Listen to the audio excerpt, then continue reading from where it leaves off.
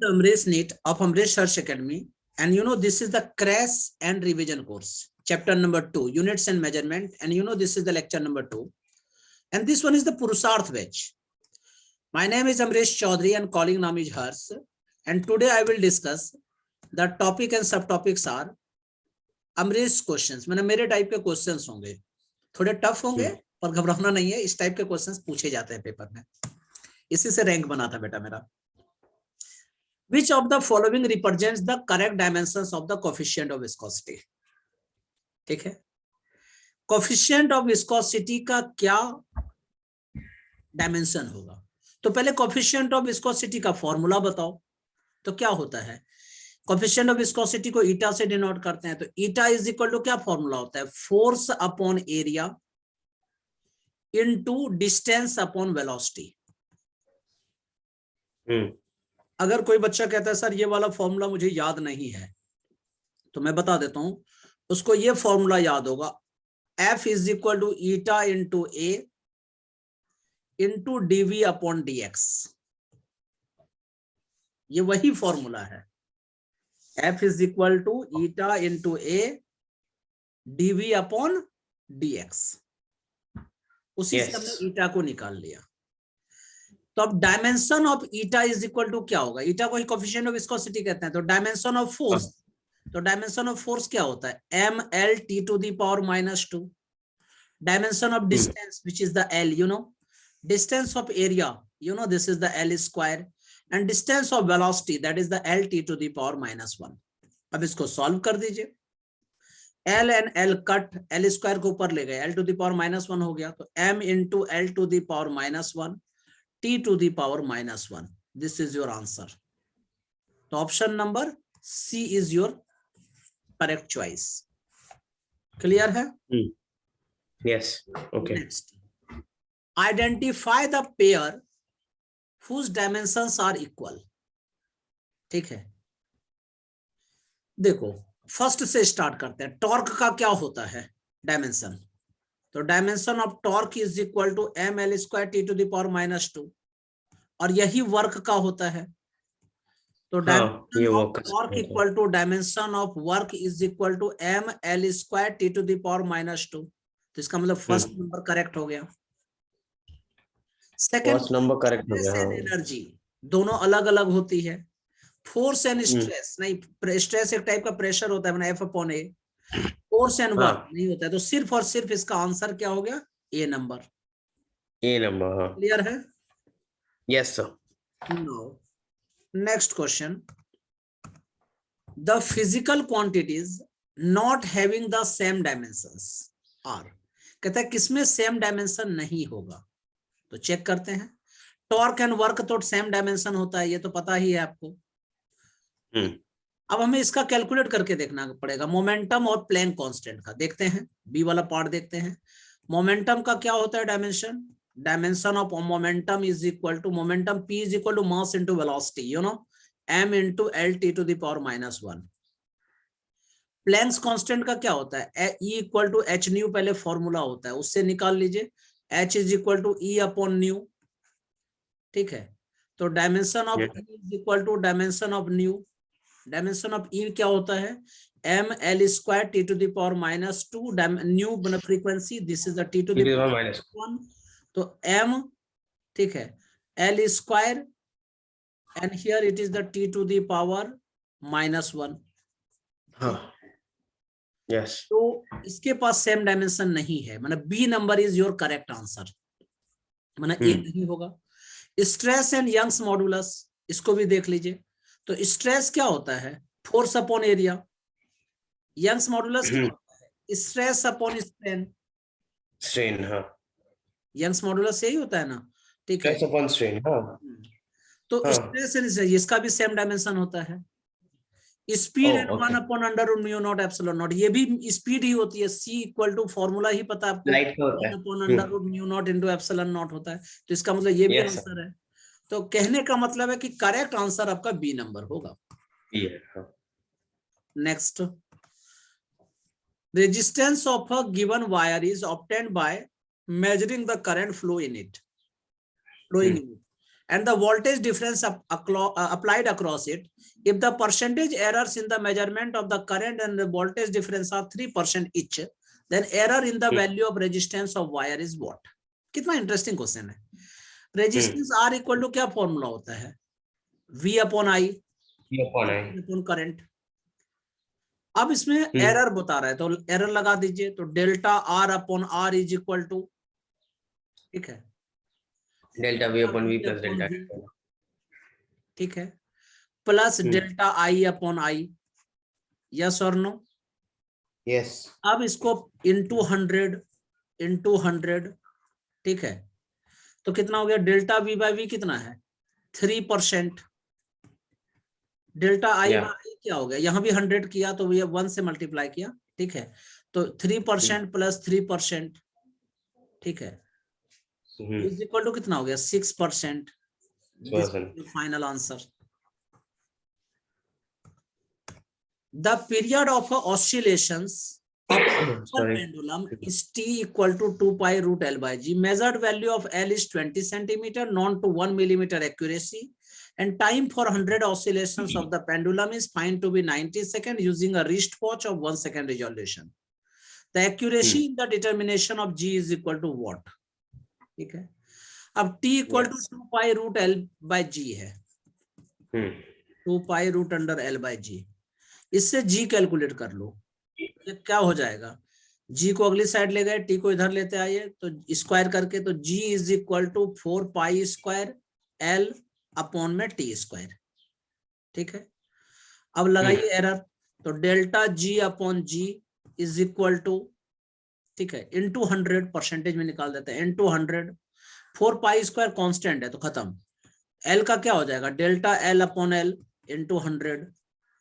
अब T square का क्या हो जाएगा? 2 into delta T upon T into 100. ठीक है. हाँ. गिवन क्या क्या है देखो. L is equal to 20 centimetre. Delta L is equal to 1 millimetre. 1 millimetre means क्या हो गया? 0.1 सेंटीमीटर. 0.1 सेंटीमीटर. हाँ. फॉर 100 ऑसिलेशंस कितना दे रखा है? 90 second. 90 second. For 100 oscillations is equal to 90 second.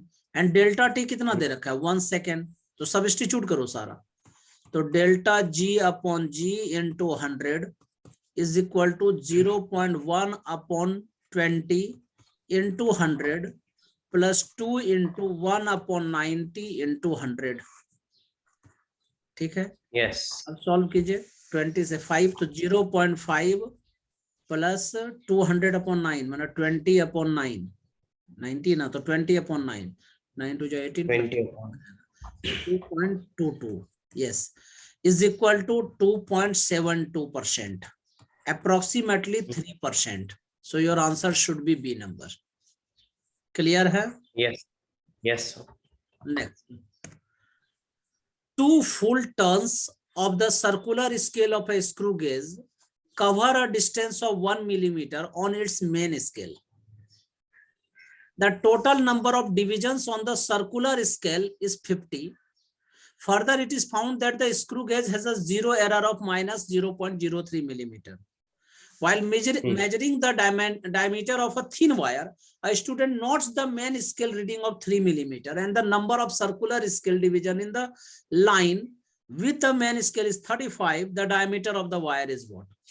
बहुत इंटरेस्टिंग क्वेश्चन है. पहली बात देखो, पिच ऑफ स्क्रू गेज निकालोगे सबसे पहले, समझा देता हूँ. फिर क्या करोगे? ऑब्जर्व डायामीटर निकालोगे. अब करेक्ट डायामीटर इक्वल टू क्या होता है? Observe diameter minus 0 error. Formula लगा दीजिएगा. तो मैं कराता हूँ. सबसे पहले मैं लिख रहा हूँ pitch of screw gauge is equal to 1 upon 2 millimetre is equal to 0.5 millimeter.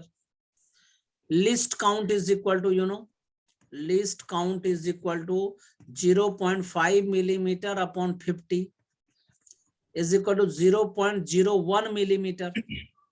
Yes or no? तो फॉर्मूला क्या होता है? Observed diameter is equal to, ठीक है, observed diameter is equal to 3 millimetre plus 35 into 0.01. तो इक्वल टू कितना, Yes. 3.35 millimeter. So now corrected diameter is equal to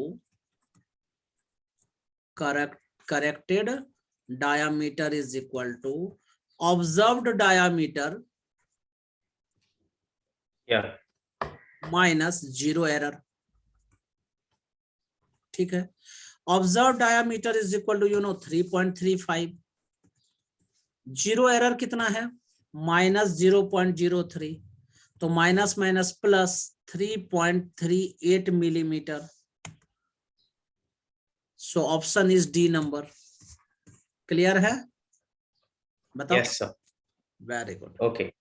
Understood. Next question. Out of the following 4 dimensional quantities, which one qualifies to be called a dimensional constant? कहते हैं इसमें dimensional constant कौन सा है. अब देखो, acceleration due to gravity, ये dimensional constant तो है ही नहीं.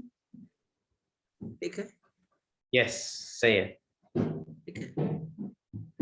सरफेस टेंशन ऑफ वाटर, ये भी नहीं. वेट ऑफ Constant तो नहीं. किलोग्राम, ये भी नहीं. The kilo velocity of light in vacuum, ये होगा ना. ठीक है, क्यों, क्योंकि इसकी वैल्यू फिक्स्ड होती है 3 × 10⁸ मीटर पर सेकेंड. इसीलिए डायमेंशनल कांस्टेंट कांस्टेंट है, लेकिन इसका डायमेंशन है, इसी को डायमेंशनल कांस्टेंट कहते हैं. Yes. हाँ. Dimensions of Planck constant are what. ये क्वेश्चन बहुत बार रिपीट होता है. ठीक है, तो Yes. प्लैंक कांस्टेंट कैसे निकालेंगे. तो E equal to h nu होता है या नहीं होता है. तो H is equal to E upon nu. तो dimension of H equal to dimension of E upon dimension of nu. तो ml² T⁻² upon T⁻⁻1 is equal to ml² T⁻⁻1. ठीक है, your answer should be number. Yes. Question पढ़ के सुनाइए 9th number. Dimensions of bulk modulus are. हाँ, bulk modulus का क्या होगा. तो देखो, stress is directly proportional to the strain. तो प्रोपोर्शनलिटी हटाते हैं तो कांस्टेंट डालते हैं, उसमें बल्क मॉडुलस भी हो सकता है. तो हम लोग क्या लिखेंगे formula, bulk modulus is equal to stress upon strain. ठीक है. Yes. अब स्ट्रेन का तो कोई डायमेंशन होता नहीं है. स्ट्रेस का क्या होता है, फोर्स अपॉन एरिया. तो फोर्स ml⁻² अपॉन L². तो क्या हो गया, ml⁻⁻1 T⁻⁻². Your final answer should be ml⁻⁻1 T⁻⁻². Answer should be B number. Yes और नो. हाँ, आंसर तो बी है. मतलब सर हाँ, यंग्स एंड बल्क तो सेम ही. Yes. Next question. The equation of a state of the gas is expressed as, इसको van der Waals equation कहते हैं, पता ही आपको.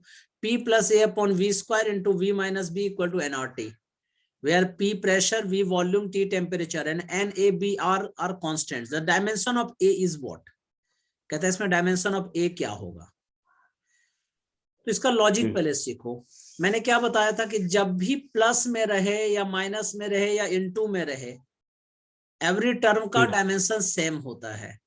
तो हम लोग क्या लिखेंगे, डायमेंशन और सेम ही ऐड होता है. तो dimension of P is equal to dimension of A upon B². इसका जो डायमेंशन होगा वही इसका होगा, इसका जो डायमेंशन होगा वही इसका होगा. ठीक है, इसको प्रिंसिपल ऑफ होमोजेनिटी कहते हैं. तो dimension of A is equal to क्या हो गया, dimension of P into dimension of V². P means pressure, force upon area, ml⁻⁻1 T⁻⁻². V क्या हो गया, वॉल्यूम, तो L³ इसका स्क्वायर कर दीजिए. तो ml⁻⁻6 - 1 5 T⁻⁻². This is your answer. ठीक है, option is B number. Clear है. Yes, sir. Next number. The force F is given in terms of time t and displacement x by the equation F equal to A cos bx plus C sin dt. The dimension formula of d upon b is what? ठीक है, correct. Dimension formula of d upon b क्या होगा. देखो sign dt है यहाँ पे, जरा गौर कीजिए. साइन dt है, तो साइन का तो कोई डायमेंशन होता ही नहीं है. ठीक है, तो डी अपॉन बी। अब इसका तो डायमेंशन कुछ नहीं होता है, लेकिन फोर्स का जो डायमेंशन होगा वही इस पूरे का डायमेंशन होगा। हाँ हाँ क्लियर है? अब लेकिन यहाँ पे है साइन एंगल है और ये सी भी है और यहाँ डी टी है, तो डी का जो डायमेंशन होगा वो अपॉन टी हो जाएगा, मतलब टी इनवर्स। और यहाँ पे अच्छा। बी का क्या होगा? एक्स इनवर्स, मतलब एल इनवर्स जिसको बोल सकते हैं हम लोग, अभी एक्स लिख देते हैं, एक्स इनवर्स। अब टी इनवर्स को क्या लिखेंगे? T to the power -1। X क्या होता है? लेंथ होता है, तो एल टू दी पावर -1, तो L T to the power -1। You can say that m0 l t to the power -1। Yes sir. m0 l t to the power -1। D number is answer. Next question. The time period of a small drop of liquid due to surface tension depends on density rho, radius r and surface tension s. The relation is what? मैंने यहाँ पे relation derive करना है, तो कैसे लिखेंगे? P is directly proportional to rho to the power a, r to the power b और surface tension to the power c. Proportionality हटाएंगे तो कांस्टेंट डालेंगे, k into rho to the power A, r to the power b, s to the power c। Sorry मैं g लिख रहा हूं बार बार, s to the power c। s mean surface tension here. Okay, yes sir. अब t क्या है? Time period. तो इसका डायमेंशनल फॉर्मूला क्या होगा? m0 l0 t। यस, ठीक है, k कांस्टेंट का कोई डायमेंशन नहीं होता। रो क्या है यहाँ पे? डेंसिटी, तो mass upon volume, m l t to the power -3। r क्या है? Radius, l to the power b। Surface tension is equal to क्या फॉर्मूला होता है? फोर्स अपॉन लेंथ, तो force l t to the power -2 upon l, तो l cut गया तो m t to the power -2। तो you know m0 l0 t is equal to m to the power a और यहाँ c है, तो m to the power a plus c, l to the power -3a plus b and t to the power -2c according to principle of homogeneity या applying to principle of homogeneity, ये भी लिख सकते हैं, principle of homogeneity। क्या होगा? m पे power 0, m पे पावर a प्लस c है, तो a plus c is equal to 0। ठीक है, तो a क्या हो गया? -c, -3a plus b is equal to 0, तो b is equal to 3a and here is equal to 1, you can say c is equal to -12। तो c equal to -12 है, तो a इज इक्वल टू क्या हो जाएगा? 1/2 और b is equal to क्या हो गया? 3 इंटू हाफ, बिकम 3/2। ठीक है, ये सॉल्व कर लिया, आप सब्स्टिट्यूट कर दीजिए।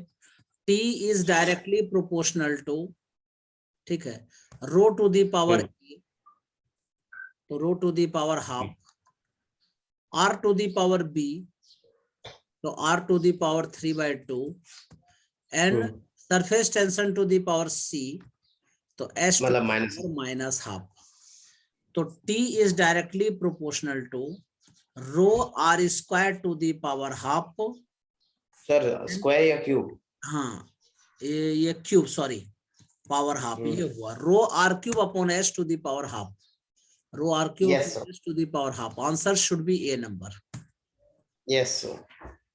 Now if error in radius is 3%, what is the error in volume of sphere? Volume of sphere क्या फॉर्मूला होता है? 4/3 पाई r क्यूब। तो delta v upon v is equal to 4/3 constant हटा दीजिए, पाई कांस्टेंट हटा दीजिए, r क्यूब का क्या लिखेंगे? 3 into delta r upon r। Percentage में चेंज करना है तो इंटू 100 कर दीजिए, तो 3 into delta r by r कितना है? एरर कितना है? 3%, तो 3% हो गया 9। Your answer 9%। हाँ, What is the percentage error in measurement of time period of pendulum if maximum errors in measurement of length and G are 2% and 4% respectively? So you know T equal to 2 pi under root L upon G. Delta Yes. T upon T into 100. 2 pi constant हटा दीजिए, root का मतलब half होता है, half into delta L upon L into 100 plus half into delta G upon G into 100. Clear है? अब सबकी value कर दीजिए. Half into delta L by L कितना है 2% plus half into delta G by G into 100 कितना है 4%. 2 to cut, इसको कट कर दीजिए. 2 plus 1 become 3. So your answer should be 3%. C number. Clear है? Yes sir, totally. Parsec is the unit of what? मैंने पहले भी बताया था, ये डिस्टेंस का यूनिट होता है. पारसेक से ना बच्चे कंफ्यूज हो जाते हैं कि सर ये कहीं टाइम का तो नहीं है. आंसर है no. Gravitational mass is proportional to gravitational what? ये एकदम फैक्चुअल पार्ट वाला क्वेश्चन सब है, ठीक है. तो ग्रेविटेशनल फोर्स होता है जो मास में, इधर हम लोग देखते हैं gravitational mass is the proportional to the gravitational force. जितना फोर्स ज्यादा होगा उतना मास ज्यादा होगा. हाँ. So your answer should be B number.